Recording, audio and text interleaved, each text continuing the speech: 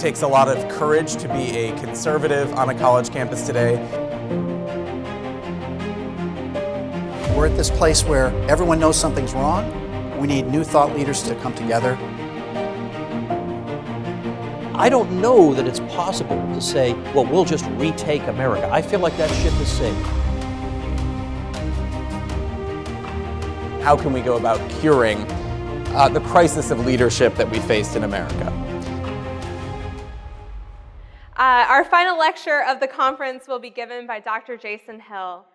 Jason Hill is a professor of philosophy and honors distinguished faculty at DePaul University in Chicago. He is the author of 5 books, including We Have Overcome, An Immigrant's Letter to the American People, and more recently, What Do White Americans Owe Black People? Racial Justice in the Age of Post-Oppression.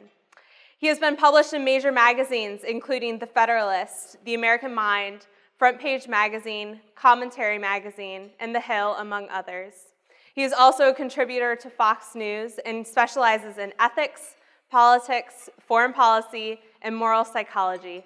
Tonight, his lecture is entitled, Why I Think America is No Longer a Racist Country, An Immigrant's Personal Testimony. Please join me in welcoming Dr. Hill.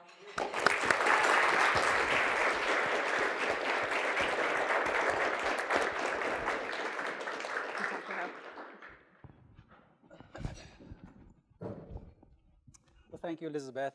Can you hear me? Yeah? Good. Thank you, Elizabeth. Thank you, Emily. Thank you,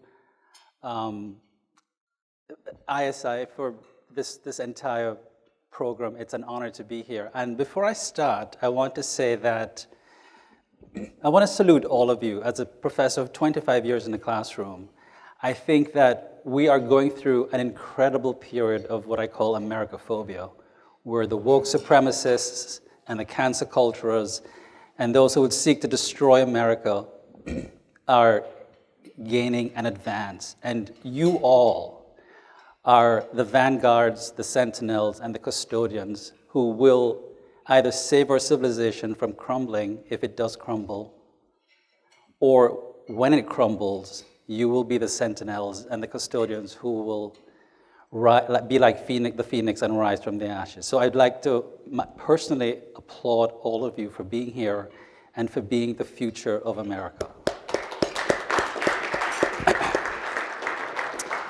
All right, so I cannot describe the absolute incredulity that I faced when I told people I was giving a talk about why I thought America was no longer a racist country. And I'm not going to give a lot of anecdotal stories because I think that it is, you can lapse into all kinds of logical infelicities if you adduce yourself as evidence of the refutability or irrefutability of a position that you hold. I do take it that the United States is not a white supremacist society because it does not have an official ideology of the supremacy of the white race as it once did. And I think that there are no laws explicitly preferring whites or exclusionary or punitive of non-whites simply on the grounds of race anymore. But I do want to start with one anecdotal story because I think a lot of my friends, after having lived, I'm from Jamaica, I came here at the age of 20 to pursue the American dream, which I have achieved. To the credit of America, it has brought me where I am. And I moved to Atlanta and worked up to 45 hours to put myself through school. I did not accept one dime from the government because I did not think that the state was responsible for me, and I still don't think that way. And then I won a scholarship to do my PhD at Purdue University. But there are people who think that I live in some sort of idealistic bubble. So I want to start with a story and then launch into what I think is a great third founding of America and why I think America is no longer a racist country. And this story has to do with my very, very first job after having obtained my PhD in 1998. My first job was at Southern Illinois University in Edwardsville. And I was a young professor. I think I was, well, I will give away my age. I was 33, I think, at the time. And the class I was teaching was a class in logic and modal logic and critical thinking. Very difficult class.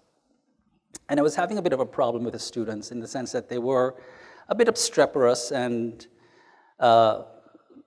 just rowdy. And some of them would turn their backs on me when I was talking. And I used to drive a truck, and I would drive into Vandalia to get gas because I was living in St. Louis. And two of my students, two women, took me aside and said, "Professor Hill, you cannot do that." I said, "What? You cannot go to Vandalia to get gas?" And I said, "Why not?" And they said, "Because that is a place that we call Clandalia. And by the way, 90% of the students in your class are in the Ku Klux Klan. Either they or their parents are Klan members." So I got a judge's gavel the next day, and I stood at the podium, and I banged it, and I said, "Let me tell you all something. I come from Jamaica, one of the most violent countries in the world, and I grew up under a socialist regime. I have been through states of emergency. I have seen horrific crimes committed against friends. This is child's play. So if you're in the Klan, tell your daddy and your granddaddy and their granddaddies to bring the gun on, but this is my ship. I'm not a victim, I never have been, and I never will be. And if any of you disrespect me, I will have you arrested and thrown out of my class." Well, not arrested, but if you disrespect me, I'll have you thrown out of my class. Well, this young man came up to me afterwards, and he had a skull ring with the insignia that one of my students told me that, in her words, he had put the hurt on somebody. And he wrote me a note saying, "I could bring a gun to school because I'm nothing but a dumb farm kid to contest the failing grade that you gave me." So I dragged him to my office, and I said, "Let me tell you something, you little punk." I said, "If you ever threaten me again, I will have you arrested. And here's my address in St. Louis. Tell your daddy and your granddaddy to bring the shotgun. Bring it on. But there are two things you can't do with your life. You can never refer to yourself as a dumb farm kid, because I'm looking at your hands, and you're a very, very intelligent man. God is in your hands. Your intelligence lies in your hand. And you cannot disrespect me. If you disrespect me, there's going to be trouble. And I have never lost a battle in my life, so you're going to lose this battle." Now, I bring up this story because it's a way of showing that that I don't live in a bubble. When I moved to America, I lived in Atlanta, and I lived in Stone Mountain, which was also Ku Klux Klan County. Every single apartment complex beside mine had a Confederate flag. And so I've experienced racism. I have dealt with it head on, episodically, and I have never seen myself as a victim.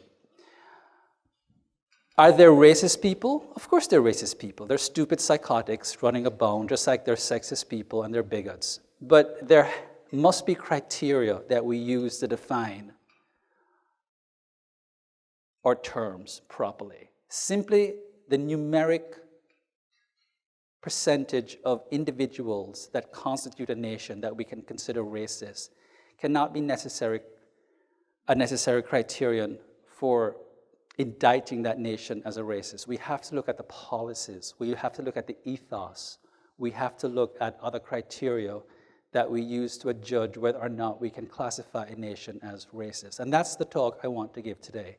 I want to talk about the 1964 Civil Rights Act, which was the third founding of our great unprecedented republic. I take 1776 as the first founding, and I take Lincoln's Gettysburg Address and the Civil War as a second founding, and the 1964 Civil Rights Act as a third founding, which, in my opinion, ushered in a post-oppressive age for blacks and entered an era in which we can officially say that racism has officially ended in America. Not that there does not exist racists, but that officially racism has ended. So we may locate the third founding of the United States in the 1964 Civil Rights Act and its various amendments, the 1965 Voting Rights Act and other attendant pursuant articles, and legal enfranchisement for blacks. The 64 Civil Rights Act, I think, was as revolutionary as the founding of America and the Bill of Rights. Not only did it single-handedly right the wrongs of slavery and Jim Crow segregation, but I think contextually, rightfully violating the property rights of US citizens. And I will say a little bit more of why I think the violation of property rights was justified. It was the most audacious act of cultural and moral eugenics ever leveled against the United States of America. It reflected, in the broadest sense, the moral resocialization and social eugenics engineering program of white Americans in the history of this country. And the concomitant moral eugenics was a form of moral paternalism and intrusion in the conscience of white Americans. It was an abrogation of freedom of conscience and the application of that conscience in concretized material form. The Civil Rights Act of 1964, enacted on July of that year, was a landmark civil rights and labor law that outlawed discrimination based on race, color, religion, sex, national origin, and later sexual orientation. It prohibits unequal application of voter registration requirements, racial segregation in all schools and public accommodations, and any employment discrimination. Under the Act, Congress asserted its authority to legislate under various parts of the Constitution, especially to regulate interstate commerce. It guaranteed all citizens equal protection under the laws under the 14th Amendment and exercised its duty to protect voting rights under the 15th Amendment. The Equal Opportunity Employment Act of 1972, a federal law that amended Title VII of the Civil Rights Act of 1964, addressed employment discrimination against Black Americans and other minorities. Now, it empowered the Equal Employment Opportunity Commission to take legal action against individuals, employers, labor unions that violated the employment provisions of the 1964 Act. The Commission also required employers to make reasonable accommodation for the religious practices of employees. The target of the 1964 Civil Rights Act, I think, was as much whites as it was blacks, and not just in the sense of mandating that whites cease egregious practices of discrimination against blacks, but rather that whites became entirely new types of persons by undergoing what I call a moral makeover. The psychosis that is racism, and racism is a psychosis, it's a misperception. It's looking at somebody's morphological or physiological characteristics and making a perception about them.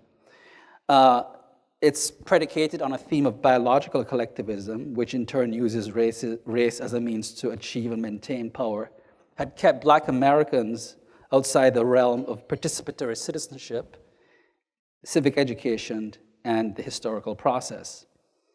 And the state had been the biggest manufacturer of systemic racism, not private citizens, by creating laws that barred blacks from full entrance into mainstream society, and had been a great socializer in the formation of the ethos, the mores, the norms, and values that shaped the sensibilities of whites.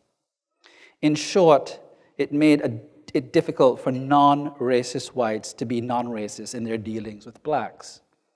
Homeowners and hoteliers were not free to sell or rent to whomever they chose, regardless of race, and miscegenation laws prohibited interracial marriage. Conceptions of the good life were vastly limited for blacks based on their racial identities, created not again by private citizens, but by the state. And the establishment of racial taxonomies, of miscegenation laws, of redlining policies, and of discriminatory housing and school policies were all creations of the state. The biggest and the most nefarious enemy of Black Americans, who had been deputized and socialized ordinary Americans into a cult of racist practices against their fellow citizens. So the 1964 Civil Rights Act was therefore no altruistic gift to Black Americans, nor was it a repaid debt, because I think debt implies legitimate or illegitimate transactional exchanges between parties that call for payment to a creditor by one who had been temporarily accorded funds on some agreed upon value by another party, the creditor. Debt, in other words, is deferred payment. The confiscation of freedom was a moral infraction against blacks' inalienable and inviolable rights to bodily integrity and hereditary freedom. And what they required was justice,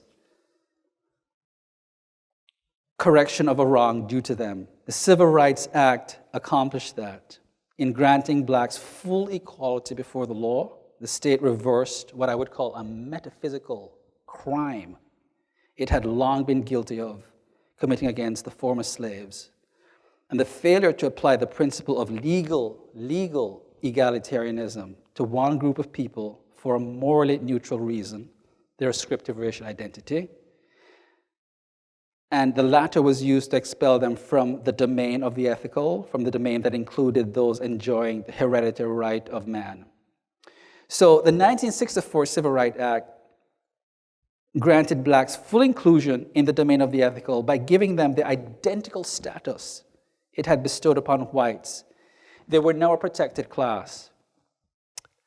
And it protected them from the arbitrary encroachments of others against the unassailability of their inalienable rights. So in one sense, the 1964 Civil Rights Act was the great equalizer. It did not make anything special of blacks in its initial inception, although it did end up exceptionalizing them in order to remedy the egregious injustices of the past. By recognizing blacks as equal citizens before the law, the 1964 Act proclaimed that as far as the Republic was concerned, blacks now had full access to the global commons.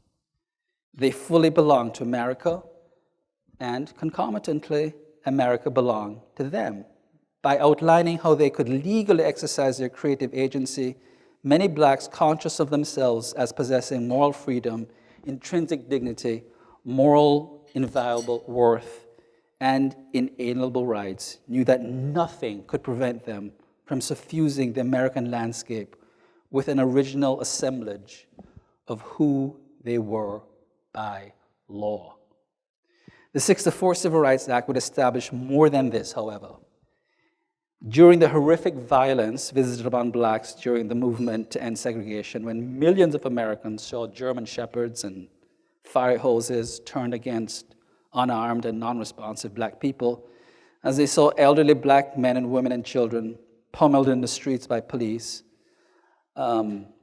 wielding bloodied batons, something almost mystical, I think, happened that transformed the white imaginary in this country.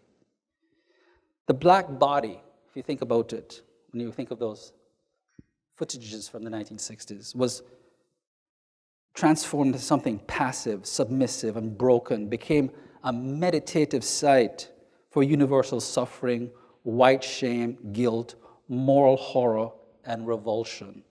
It became a moment for contrition, for redemption, repentance, and deep introspection on the part of white Americans as to how they wish their nation to proceed as a republic. It could be divided and bifurcated along racial lines, with a separately configured humanity for two distinct types of human beings, or, in keeping with the original moral meaning of America and the original spirit of the nation's founding, it could involve a common humanity for all persons created in the image of God, who administered law equally to all. And let us remember that God does not discriminate or favor any of his children more than others based on any accidents ascribed to their births. So in the end, a nation not without contention and protestation passed a bill that made private racial discrimination illegal. Title VII of the Civil Rights Act of 1964 and the Equal Employment Opportunity Act of 1972 became landmark pieces of legislation. And let me be clear here, the term equal must be interpreted correctly as it applies to the legislation. It does not mean that every applicant or employee must be considered equal in ability or competency. Rather, it means that the law looks at all applicants or employees as equals who deserve fair treatment. Specifically, it requires that no applicant or employee may be rejected from employment or treated unfairly solely because of race, religion, color, national origin, or sex. The law requires that the most competent applicant be hired and the most competent employees be promoted. The law does not promise a job or a promotion. It is meant to level the playing field and make the rules the same for all applicants and employees. Equal employment opportunity programs include affirmative action programs, as well as means for handling discrimination complaints. The law applies to everyone who is in a position to hire individuals. Now, by illegalizing, I hope I'm not committing a grammatical infelicity here, or if this is just a neologism, but I'll use it. By making illegal private racism, it criminalized the applied judgments of private conscience when that conscience applied itself to the realm of private ownership in the public realm. The government basically proclaimed to entrepreneurs and business owners the following: you cannot use your business as a mere extension of your home or your living room. You cannot use your property, which is the material application of your reason conjoined with your personal labor, which in turn is an expression of your abstract values made concrete, in a manner that discriminates against blacks. The state's role here was twofold, in that it was not just about the legal emancipation of blacks from the stranglehold of centuries of white domination, but the moral rehabilitation of whites who had murked up their souls, and none of their descendants, and those of their descendants, by continuing the mores and enhancing the ethos associated with slavery. So I submit that the 1964 Civil Rights Act was an act of moral eugenics, an enormous social engineering program made to reshape the sensibilities of whites. It was, on one hand, from the perspective of morality, necessary. Simultaneously, I think it was enacted also for the redemption of the white soul of America. It was beyond making legal demands of whites. It, in the end, was didactic, invasive, and ended up functioning like a comprehensive legislative moral doctrine that partially determined one way people could not cultivate conceptions of the good lives for themselves. So the state basically said to white people, harbor racist beliefs all you want in your mind, but you'd better not materially organize a life around those racist principles. You cannot apply them in reality. Now, the racist would say, in refusing to privately deal with that black person, that he's not violating that black person's rights for the sole reason that such a person has no automatic right to the products of his labor. If he runs a restaurant, then food service is a service he provides for customers he wishes to serve, not an inalienable right others have to consume his food. Another human being can have no right to the product of one's effort that one has produced on behalf of one's life. One is in ownership of the material expression of one's mind and values applied to reality. Yet the 1964 Civil Rights Act and its subsequent amendments ruled that blacks and other minorities did have such a right. And the state used it to communicate that one's racial conscience was so vile that it no longer had a place as a moral pollutant in the public sphere. The act was meant to invite moral opprobrium and the concomitant emotions of shame and guilt. If one felt no shame and guilt, then it was further indication of one's moral bankruptcy. How one could arbitrarily discriminate against a fellow compatriot on a criterion, skin color, that had no connection to the moral character of that human being, how could that be possible? To be prejudiced, the architects of the moral eugenics and social engineering program suggested, was not only a form of moral slothfulness, but it was also to continue the practice of biological collectivism, that is, ascribing moral value and worth to someone's racial ascriptive identity and all those who share it. So the meaning of what it meant to be as an American was shifting. Black faces conjoined with white ones in a struggle for legal and economic equality were also rebranding the metaphysical identity of the nation itself. America was undergoing a moral makeover. The major players who would be forced by default to participate in the rebranding would be whites. And the nation was moving in a direction by its shameful past to traduce individuals for their racist actions. The twin moral opprobrium of racial domination and racial exclusion were being cast as atavistic and anathema to the new republic. So what I'm saying is that through its moral eugenics program, the state had inverted the principle of the right to property. The right to property is a right to action, not a right to an object, right? It is a right to pursue the efforts and actions that will result in the creation of or acquisition of property by earning it. The right to property does not guarantee that any person will earn property. It guarantees that one will own it only if one earns it. One then earns the right to keep, use, and dispose of those natural values which led to the production of property. Now, the eugenical moment of the Civil Rights Act is expressed in the premise,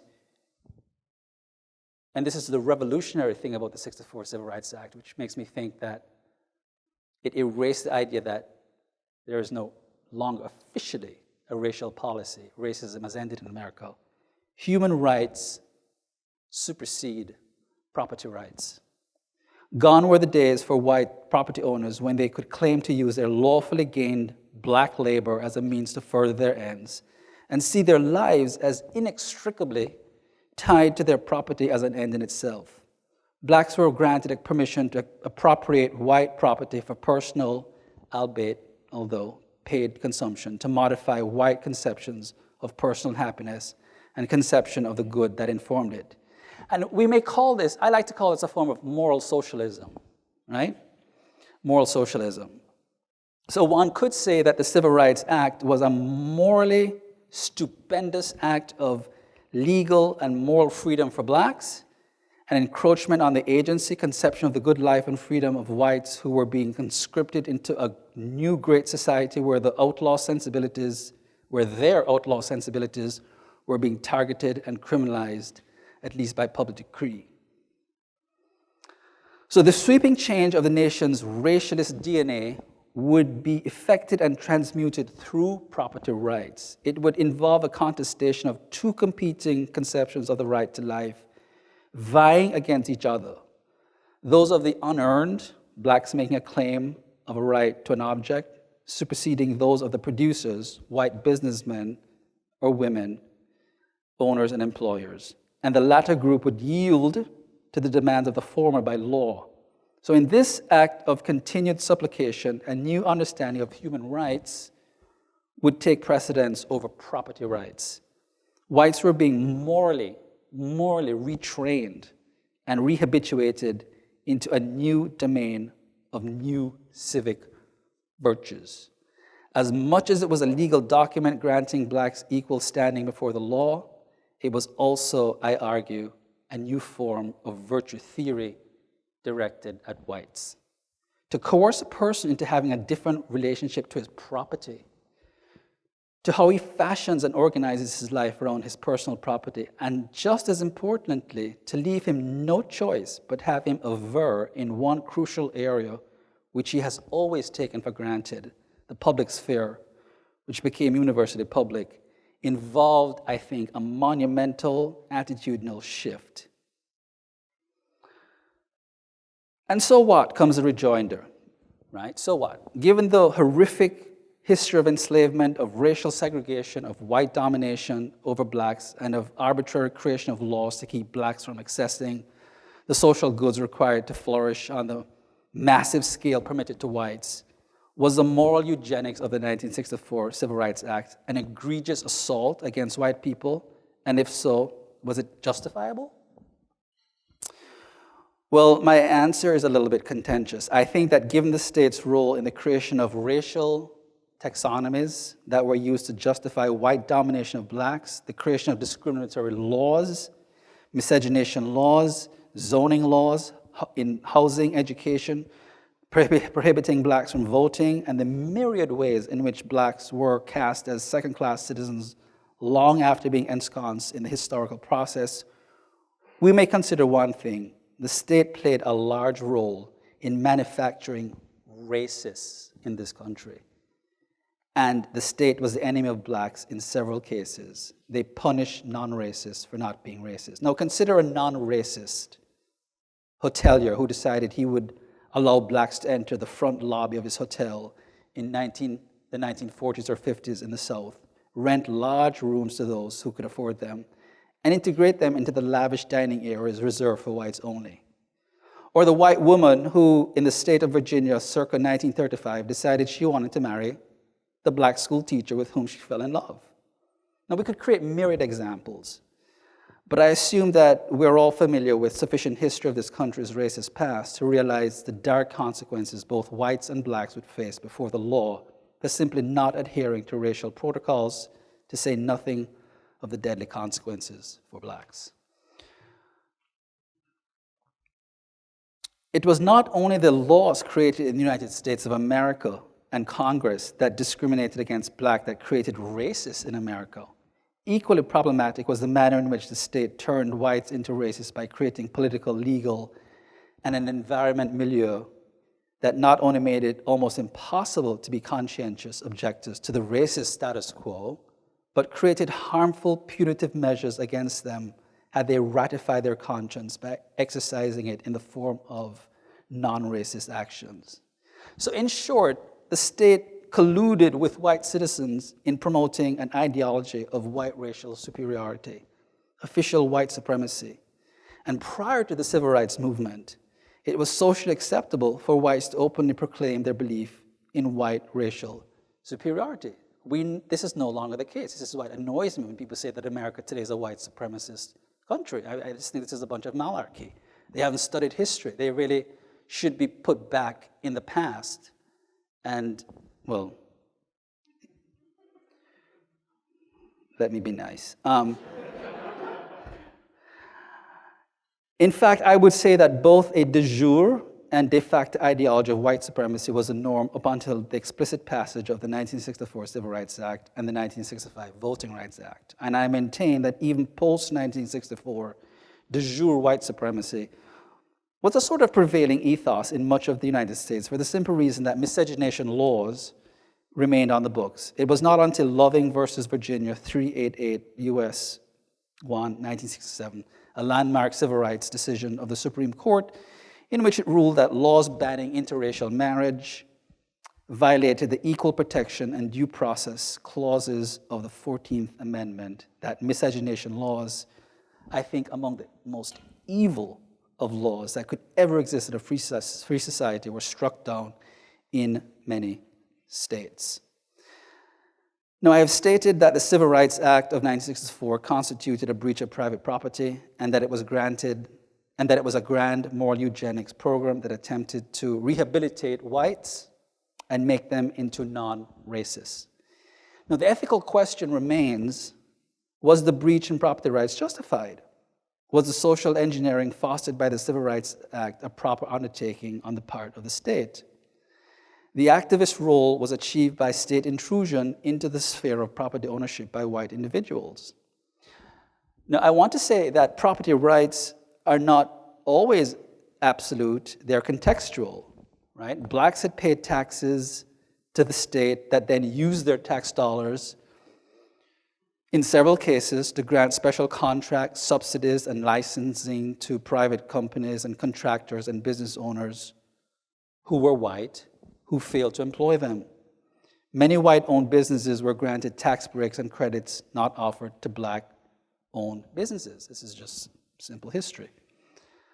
And what one has to admit from a close and unbiased look at American history, from the subsidizing of the California Railroad system to special privileges granted to whites only, is that when the state colludes with whites to use their prosperity to dehumanize blacks brought into the historical realm and in the realm of the indivisible inalienability, it is not sufficient to remove the barriers and leave the ethos, stereotypes, and prejudicial attitudes in place.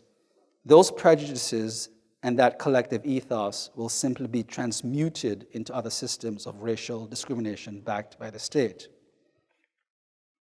I'm almost finished.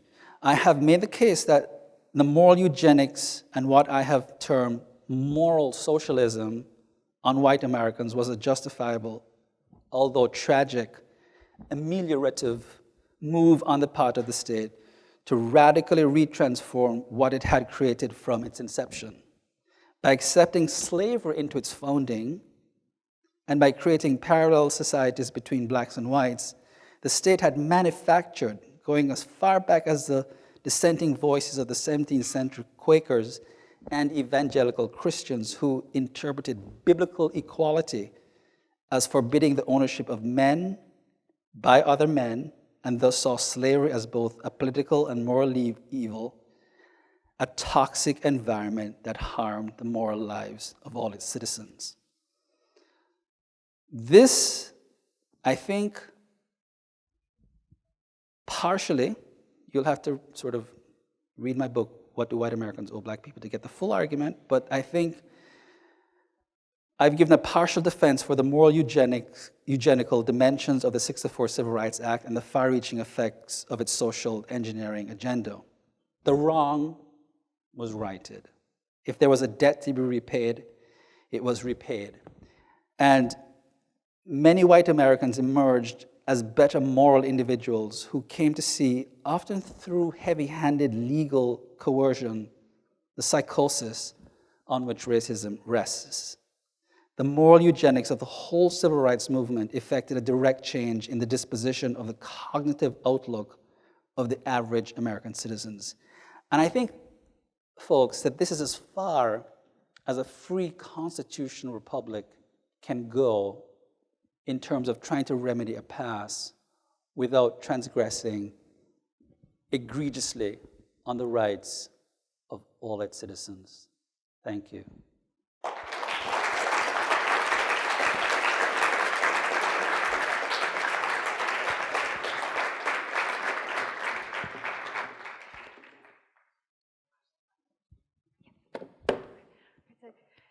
So we will open up Q&A. Thank you, Dr. Hill. Oh, I thought I was getting off scot-free. Oh, no, absolutely not.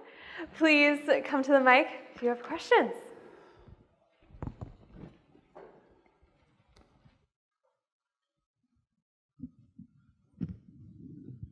There are a few of us in the room who remember that. So we saw on TV in the 1960s, in the space of 5 years, JFK assassination, Martin Luther King, RFK, and there were two other images which are burned into my generation's conscience, and I thank Jason for identifying. One he didn't mention, which was the My Lai massacre in Vietnam, which got us all thinking about U.S. foreign policy. But the other one was the German shepherds and the fire hoses. I mean, we stood up in our living rooms and, as we watched this and said, no, this cannot be the country that we have. And Jason is absolutely right.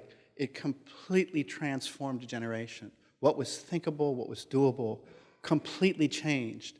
And those of us who are old now and see the youngsters on the left saying, we continue to endure systematic racism, saying, no, you don't understand. The great transformation occurred exactly as Jason described it in the 1960s. So I want to thank you. Thank you.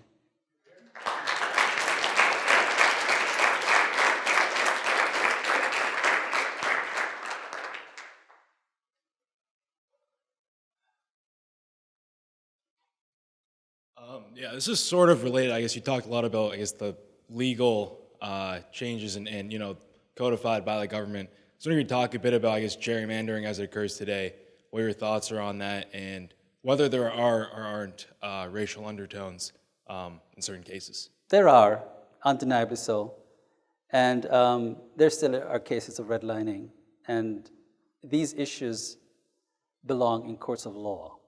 They don't belong in claims of reparations that are being made by people like Michelle Alexander Jones, Ta-Nehisi Coates, Ibram Kendi. I think the 1964 Civil Rights Act was a watershed moment because once you bring any previously disenfranchised group or group that existed on the periphery or the margins of society within the full pantheon of the human community, within the full domain of the ethical, and grant them full equal standing before the law, the issue of reparations as a means of redressing these egregious actions, there still are racist actions taken against blacks. Whether they're systemic is debatable. I don't think they are. I think they're episodic and localized, and we can ostensibly point to them. Excuse me. But I think that these are issues that properly belong in the courts of law. And we shouldn't be talking about these victims, who are real victims of racist policies, as deserving of reparations. The reparative moment was made in 1964, and one could even argue that the Civil War, in which hundreds of thousands of soldiers, both black and white, died to free the slaves, was a reparative moment. And the subsequent affirmative action programs that resulted in the late 60s and the 70s were reparative gestures, to say nothing of Black Studies programs and the attendant, you can't really call them, they're programs, they're not even real disciplines like women's studies and Chicano studies and post-colonial studies and all the crap that passes as scholarship today that are ruining our universities. These were reparative gestures that were made to individuals who previously, and gay studies and every kind of studies that there exists out there. These are reparative moments. So the reparative moments have been given. So I think, yes, to answer your question, I agree with you that these phenomena and these acts of prejudices exist, but we need to deal with them as violations of the 1964 Civil Rights Act. They violate the law. Racism is illegal in this country. And so if you're the victim of a racist act, whether one believes the 64 Civil Rights Act should never have come into existence or not, it is the law, then you press your claim in a court of law. Thank you.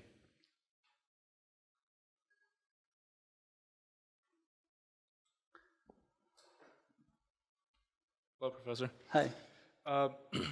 Two-part question. The first is, many of the more left-leaning students or professors or activists sort of have developed almost a monopoly on fighting racism, to the point where if somebody talks about racism, unfortunately, many people just kind of automatically assume they're more left-leaning. How should conservatives go about making it clear that, yes, we also think racism is bad, surprise.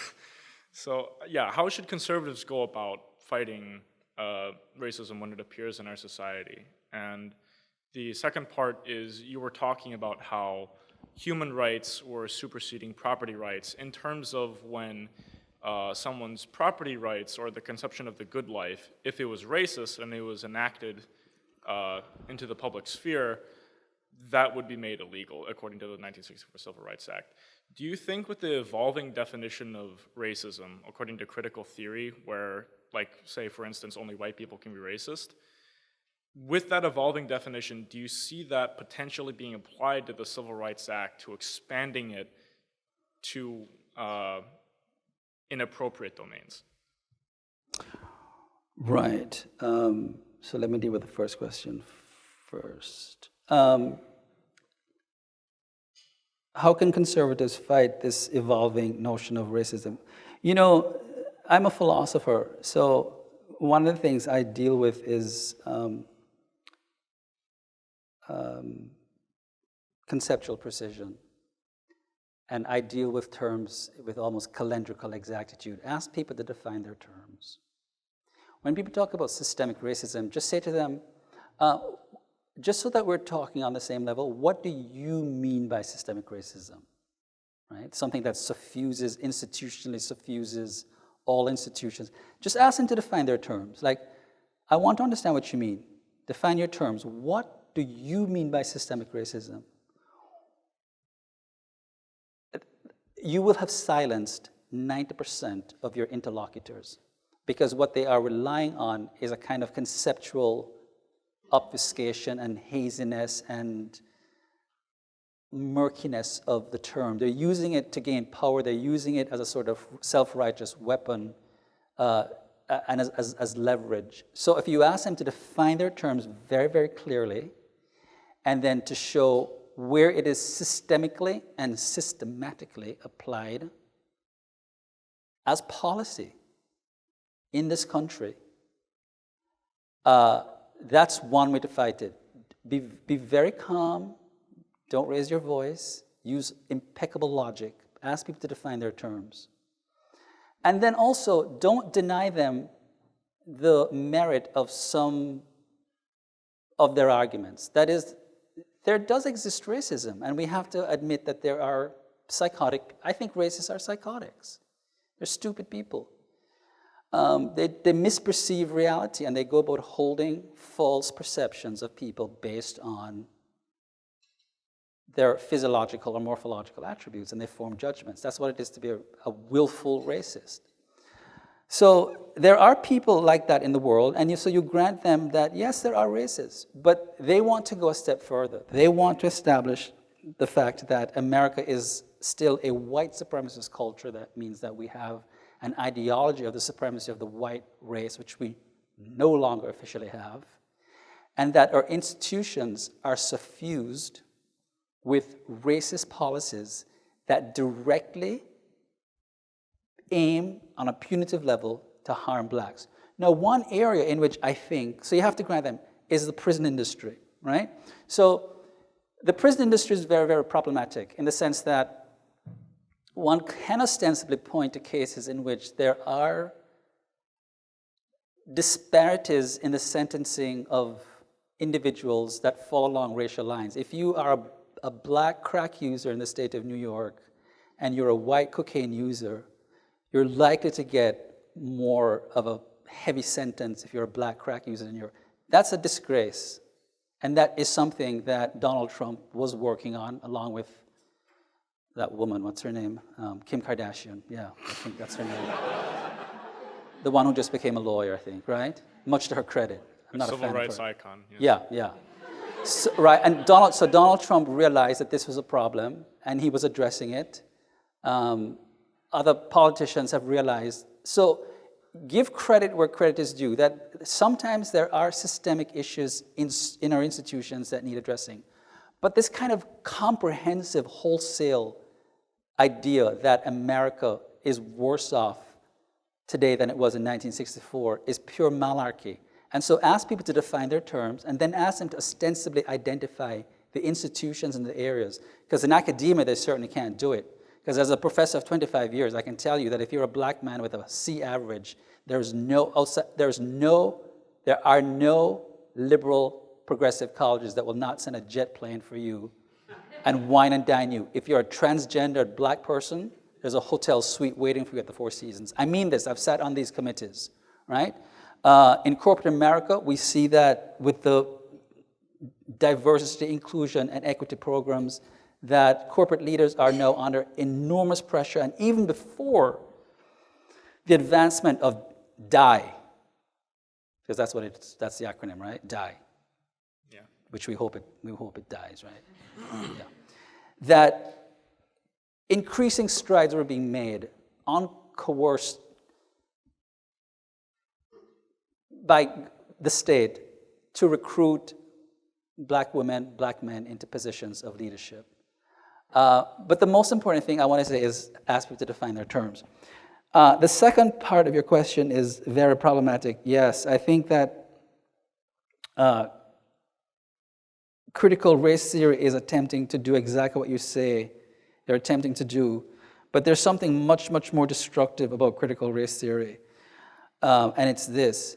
Critical race theory is really radically, fundamentally attempting to change the political DNA of this country by destroying history, destroying personal agency, destroying your capacity, destroying your sovereignty and your autonomy to critically appraise anything like criminalizing your identity because you are white or because you enjoy something called white privilege.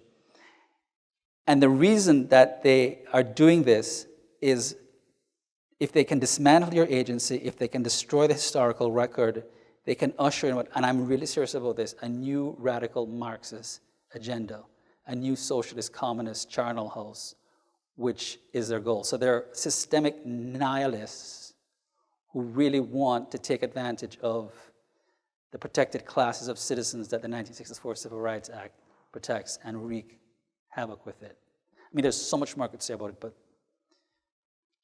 Yes, thank you very much. yeah.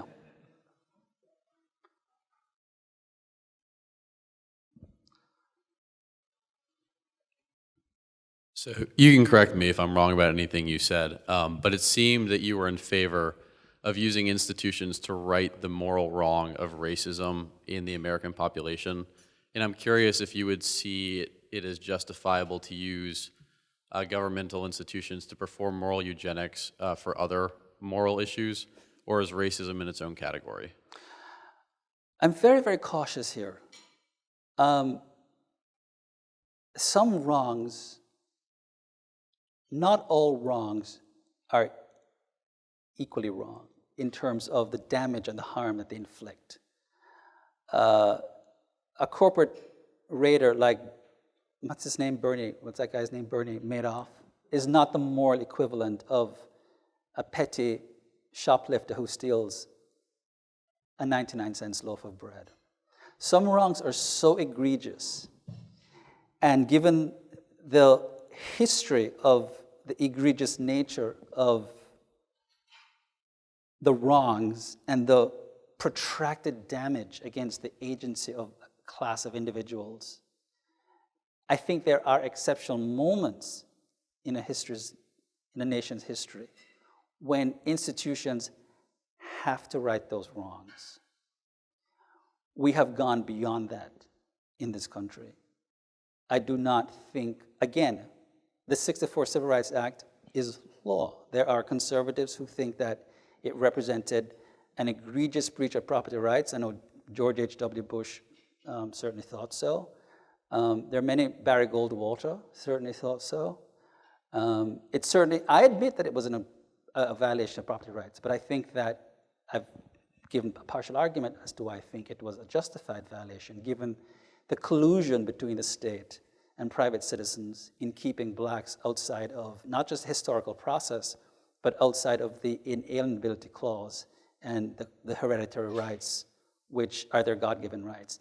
Generally, I'm not in favor of, as a conservative, independent conservative, I'm not in favor of institutions mandating that sort of thing. I think it's very dangerous because I'm for limited government, and I'm more of a voluntarist, and I'm more for social change occurring incrementally.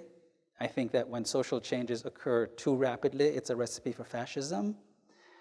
And certainly, one could never ostensibly point to the emancipation of black people and say that that was something that occurred overnight. It took 2 centuries, really, for it to happen. So I hope I've answered your question that, oh, and the other part of your question, do I favor, I am not in favor of eugenics as a system. It's, in my fantasy, I am. But as someone who is, I'm serious, in my fantasy, I look at certain monstrosities, like certain leftists who are wreaking havoc in our society. I look at certain woke supremacists. Could I interrupt? I did not ask about eugenics. I believe you used the term moral eugenics. Yeah. Okay. I just want to clarify, we're not talking about actual eugenics, correct? Okay. All right. No. I think moral eugenics, in the sense that I have described it, requires really exceptional circumstances to justify invoking something like the eugenical moment that I think the 64 Civil Rights Act was. Okay, thank you. Mm-hmm.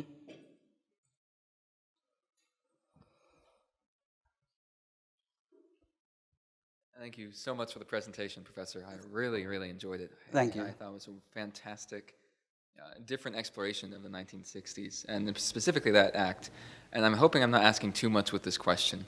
But I'm wondering if you could give an explanation for the maybe the origin of the modern, I hate to say myth, I want to be precise, but I'll use that for now as a placeholder, of the still present ethos of racism in law enforcement in particular. Is this because of the place or the role that law enforcement played during actual official racism, or is there a deeper cause to this? Well, I think the media plays a role, because if you look at the actual statistics, which I did not bring with me, but there are more whites, unarmed whites, that are actually shot by the police than there are blacks. These are just not reported in these cases are not reported in the media. But there is also something that is an embarrassing truth that we have to admit, that blacks constitute, I think, approaching 13% of the population, but commit upward of more than 50% of the crimes in this country.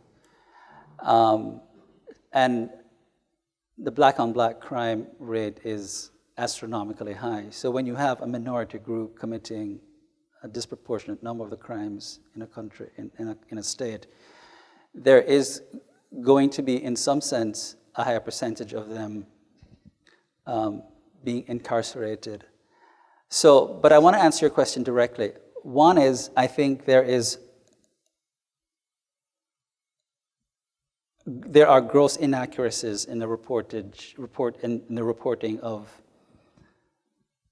the actual percentage of unarmed black men who are shot by police versus unarmed white men who are shot by police, and those who are actually killed. And I think the media likes to whip us up into a frenzy. The leftist media likes to whip us up into a frenzy in showing law enforcement as being enemies of the state, precisely because law enforcement historically was not the friend of black people in the past. I think our law enforcement is a lot more heterogeneous than it certainly was in the 1950s, the 40s, the 30s. We have a larger Hispanic and black population that comprise law enforcement. And so the whole question of invoking a racist part with which law enforcement was undoubtedly associated continues to dominate the public imaginary. And I think the media exploits this. For those of you who really, really are interested in getting a fair look at the statistics, I would recommend Wilfred Riley's book. I don't remember the name of the full title. One is, I think the title has hoaxes in there, and another book called Taboos, Things That We're Not Allowed to Talk About, I think is the subtitle. But I do think that there is a deeper agenda to foster mistrust among law enforcement, which is part of the nihilistic agenda of the far left, which you see coming out in defund the police movements and that sort of thing, which is part of a deep and nefarious movement to dismantle America, because if you defund the police and you paint all law enforcement officials as evil and nefarious, then the country is ripe for a particular type of takeover. But I do think you're right that there is part of the legacy of a racist law enforcement past that is being exploited. And I think there are also, more importantly, just unfair and inaccurate reportages of who gets assaulted by the police in this country. Thank you. Mm-hmm.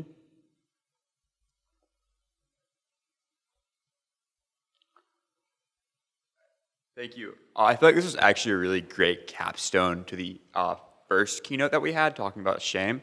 And this sort of shows a way that, like, I guess white Americans can deal with, like, a way to get away from the shame of the past.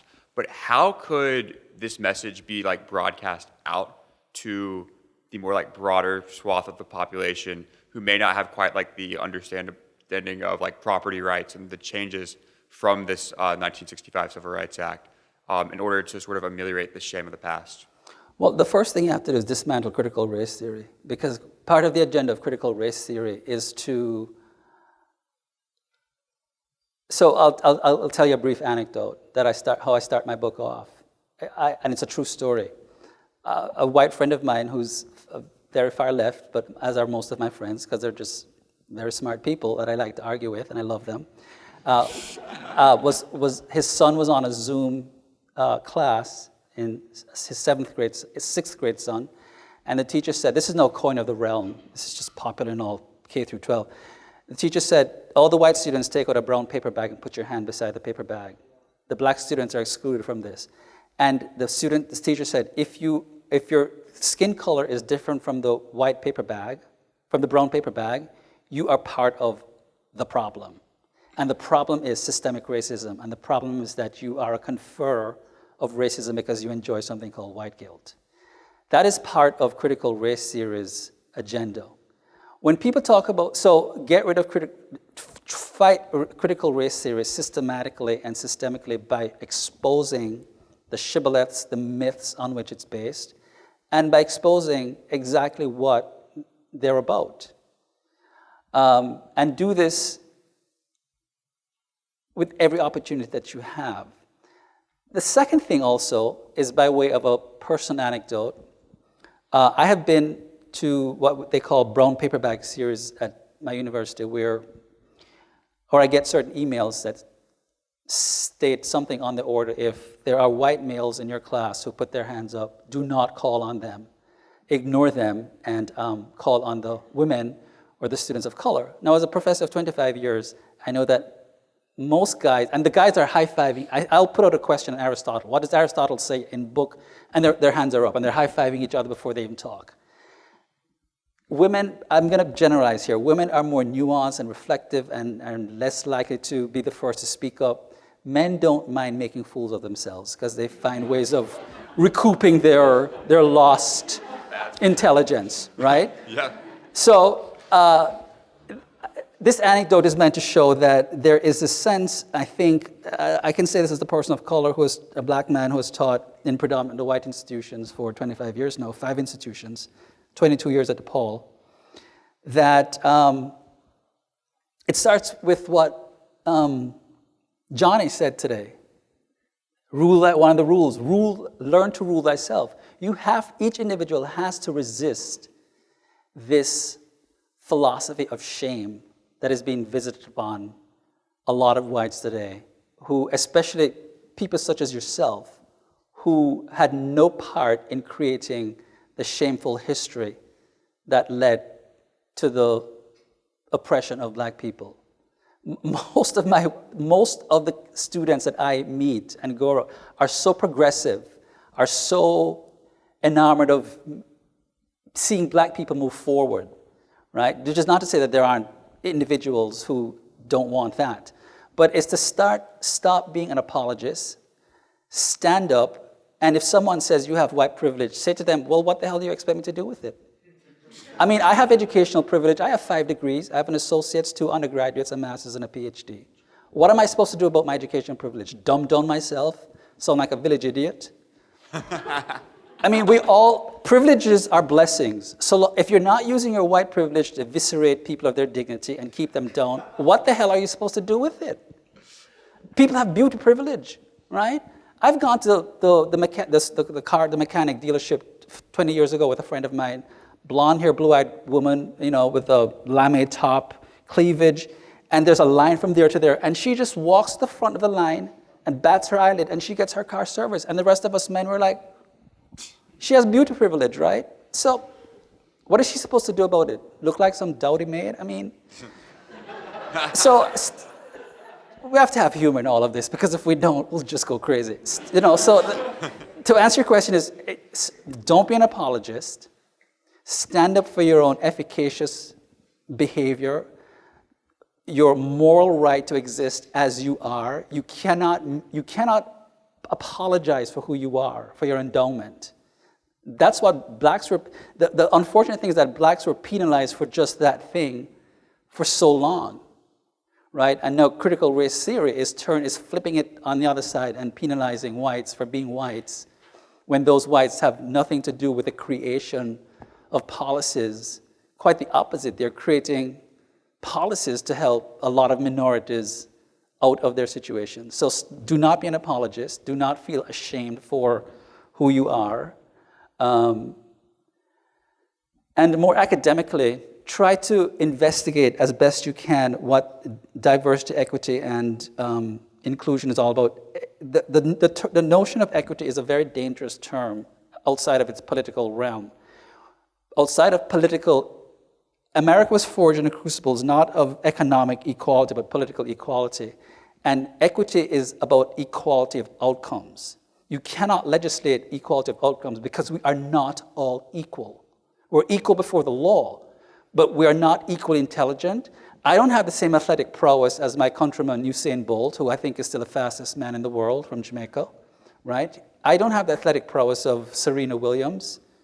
I'm not the most intelligent, I'm not the most brilliant person in the world. There are smarter people than I. And so you can't legislate outcome because we're not equal. And more importantly, the last thing I want to say is that outcomes are often based on the values that we hold. And you cannot redistribute values. Thank you. I will say what you said about that brown bag email, telling you not to call on white people, was really scary. That is something that I have not experienced in school, but... Well, it's what our K through 12 students are going through right now. It's wild. Thank you. Mm-hmm.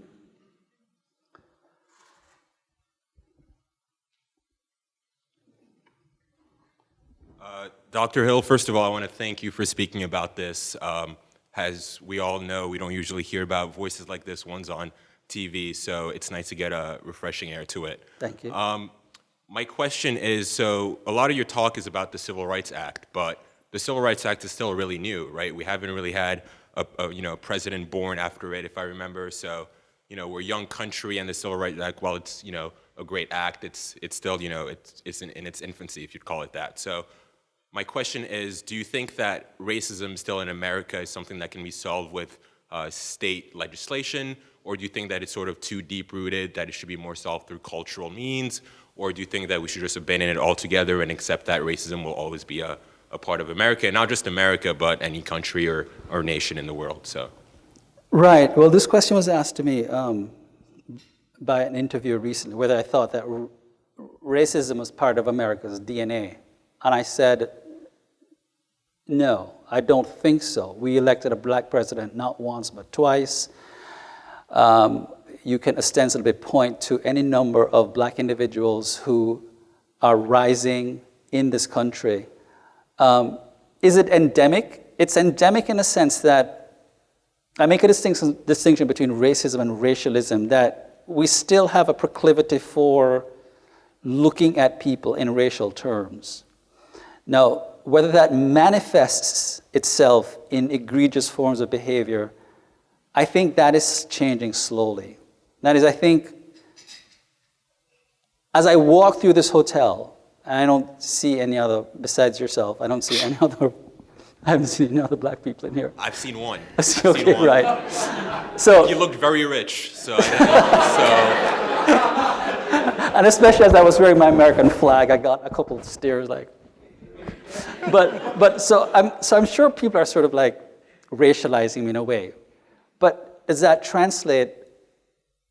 Did I get any hostile looks? Did I get any kind of like, what's he doing in here? No, right? So it's complicated because I think we're still programmed to see people in racial terms, but how that manifests itself in terms of behaviors, I think we've improved immensely. That is, it's not just that trees and rocks now have a place in the domain of the ethical. Blacks have a full place in the domain of the ethical, where you can lose your job for looking at a black person. You can lose your job if you're a white woman and you touch a black woman's hair. She can file a harassment claim and you can lose your job, right? So, I mean, I would go as far as to say that today blacks are very sacred symbols in our culture, where we are, as a country, trying to widen the domain of the ethical and bring more blacks within the pantheon of that domain. It doesn't say that racism doesn't exist, but I think things are improving and are getting better. I think the issue with the George Floyd killing dampened, I don't know if it dampened race relations in my mind as if it brought about a lot of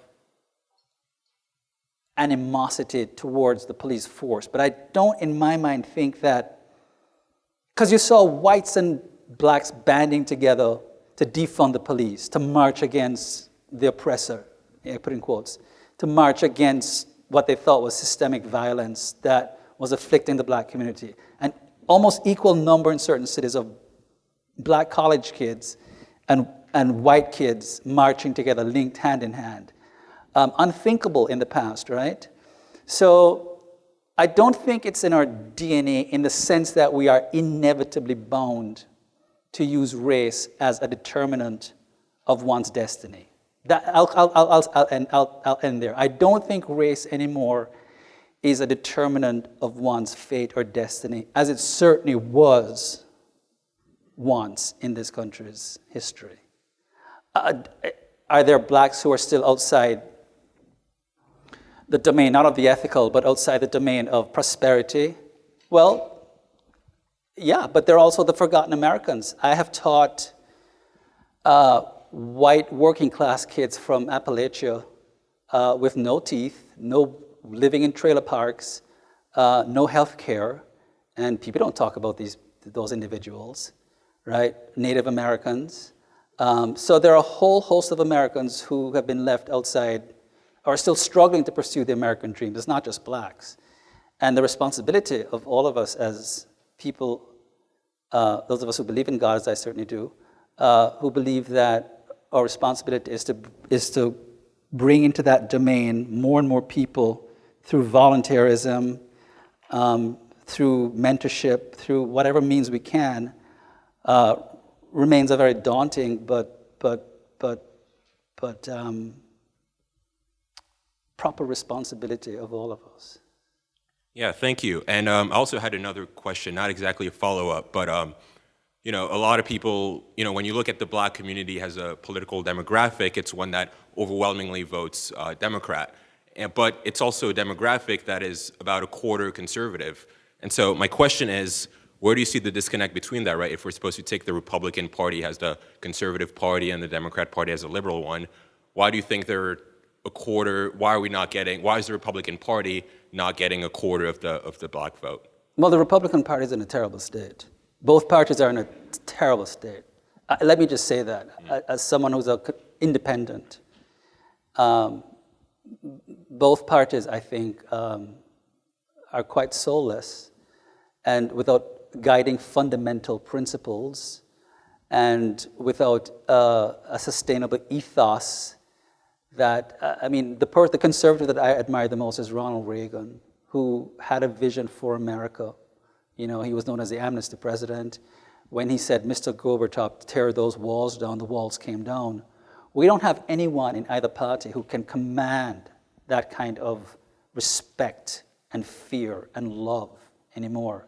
So I think both parties are, I would say both parties are morally bankrupt. And what we need well, I'm a conservative, I'm you know, I lean, of course, to the right, are individuals who can attract minorities away from this victim mentality.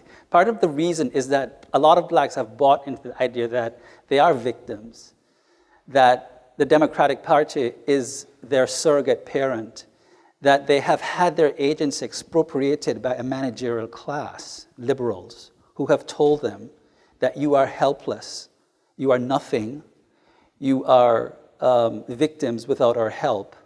Mrs. Clinton comes to mind. Right, and I hate to interrupt, but can that be applied to over 90% of Black Americans, right? Because are we supposed to say then that over 90% of black people, that the ones that at least vote Democrat, believe that, you know, the Democratic Party, if they vote for them, they'll keep them on welfare and whatever, right? So I guess, is that applicable to all of them, or is there still a percentage of them that are still, you know, should be voting Republican? No, I think that's a very interesting question you're asking. I think since the 1960s and the Great Society program launched by Lyndon Johnson, that there is in the minds even of socially conservative blacks that the state is their surrogate, the state is their partner, that the state is their surrogate husband or wife or friend, and that in some sense, and it's becoming increasingly worse, that patriotism and being pro-America is inimical to their self-interest, and that the Democratic Party is the best bulwark against encroachments against their economic well-being, which they identify with the Republican Party. I really think, I don't know if it's 90% or what percentage it is, but I think that too many blacks actually do feel that have allowed their agencies to be expropriated, have bought into, on a continuum, it's a spectrum thing, have bought into the idea that they are victims or quasi-victims of a ruling class of rich people who are out to get them or to use them. And what we need is a more unifying rhetoric, a more unifying philosophy that will show that it is actually in your economic interest to vote for a party that will tax the rich less, do not actually tax small businesses at all so that they can open up employment opportunities for blacks. In my case, abolish the income tax completely, get rid of it, have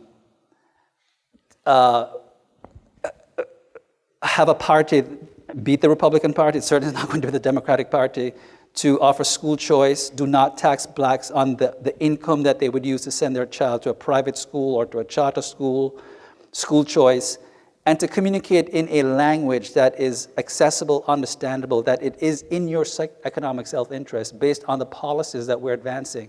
I don't see the Republican Party doing that at all. It has become a very insular, incestuous party that people who speak among themselves. Same thing with the Liberal Party, which is a bourgeois party. That's why I said I think of the Clintons. They're emblematic of that bourgeois elite mentality that come up with fried chicken wings and watermelon on voting day. But on a serious note, I think something is lacking in both parties in that they have failed to appeal to they failed to adopt a unifying philosophy that says, look, we are all Americans. And unless you are a communist that is hell-bent on destroying the foundations of this America, reasonable people can have reasonable disagreements. And we're all Americans, and we're going to come together. We might disagree on the methods, but we're all going to come together. America was on its way to becoming that, I think, and develop a unifying philosophy and a patriotism, a love of country. This is the other thing. I think too many blacks are fed a diet of Americophobia, where it's un-American to be patriotic. And so they identify the left with anti-Americanism or a virulent form of skepticism about the efficacious nature or the morality of America. These are some of the shibboleths and the myths that I think a lot of black people consciously or unconsciously buy into, which allows them to simply just unthinkingly vote for the Democratic Party. Yeah, thank you for that answer. And I hate to, I guess Carter left because I took so long, but thank you. Thank you.